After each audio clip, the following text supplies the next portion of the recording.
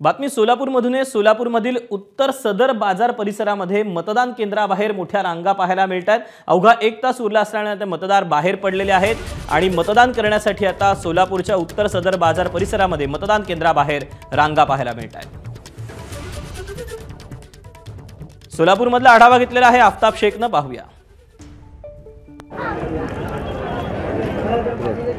राज्यभरात विधानसभा निवडणुकीसाठी मतदानाची प्रक्रिया आज पार पडते। मतदारांच्या मोठ्या उत्साहात राज्यभरात मतदान करताना आपल्याला पाहायला मिळतं। सोलापुरात देखील दुपारी 3 वाजेपर्यंत 43.33% इतकं मतदान जे आहे ते झालेलं आहे आणि दुपारनंतर साधारण दुपारी 3 नंतर ऊन कमी झाल्यानंतर सगळे मतदार जे आहेत ते घराच्या बाहेर पडलेले आहेत आणि पुन्हा एकदा मोठा उत्साह जो आहे तो मतदारांमध्ये पाहायला मिळतोय। सोलापुरातल्या उत्तर सदर बाजार येथील बापूजी प्राथमिक शाळेसमोर मी उभा आहे आणि या ठिकाणी असलेल्या मतदार केंद्रावर मोठी गर्दी जी आहे ती मतदारांची पाहायला मिळते। महिला असतील, पुरुष असतील, सर्वच मतदार जे आहेत ती मोठी लांबच्या लांब रांग करून जे आहेत ते या ठिकाणी मतदान करताना आपल्याला पाहायला मिळतात आणि त्यामुळे पोलिसांचा मोठा बंदोबस्त देखील या ठिकाणी तैनात करण्यात आलेला आहे। तर दुपारी जे आहेत ते काही प्रमाणात मतदानाची टक्केवारी आपल्याला कमी होताना पाहायला मिळाली होती, मात्र ऊन कमी झाल्यानंतर सगळा मतदार राजा जो आहे तो पुन्हा एकदा घराच्या बाहेर पडलेला आहे आणि 4 नंतर आपल्याला अशी मतदान केंद्राच्या बाहेर सोलापुरात देखील रांग लागल्याचं चित्र पाहायला मिळते। तर संध्याकाळी 6 वाजेपर्यंत मतदारांची वेळ आहे आणि जोपर्यंत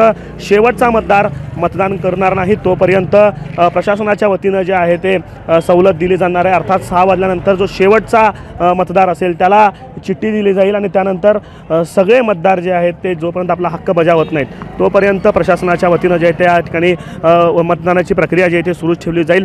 साधारणतः मी जसं म्हणालो की 43% मतदान जे आहे ते दुपारी 3 वाजल्यापर्यंत झालेलं होतं, मात्र दुपारनंतर आपल्याला पुन्हा एकदा या ठिकाणी मतदारांची गर्दी मतदान केंद्रांवरती होताना पाहायला मिळते।